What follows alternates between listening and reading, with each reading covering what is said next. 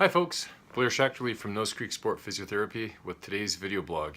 And our topic for today is one of our loyal clients is asked, and she's in rehabilitation, and I really get asked this question every single week in our clinic, is how much pain is acceptable when recovering from an injury?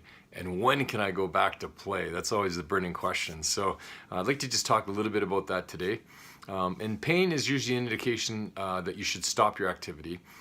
Dull aches are warning signs that something is wrong, especially if you're experiencing some stiffness with that dull ache.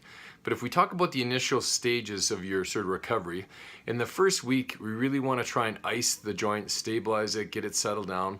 In the second week, we can sort of do a little bit of heat before, do some rehab exercises, stretches, and then ice afterwards. By the time we get to the third week, usually we can stop the ice at that point after activity and just focus more on the heat to get that thing settled down. And it can take anywhere from 14 to 21 days for swelling within a joint or a muscle to kind of resolve to a point where we can actually start really loading that tissue.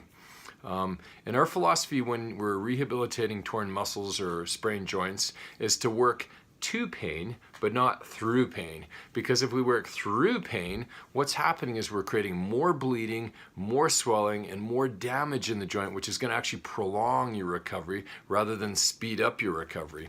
So it's very important to pay attention to pain when you're recovering from an injury.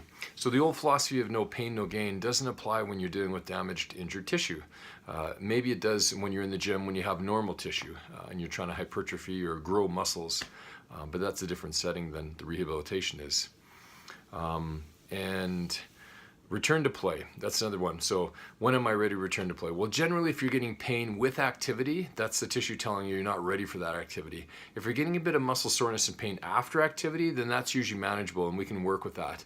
It can be icing and resting and doing some stuff in between activity and probably get you back to activity and just kind of monitor at that stage.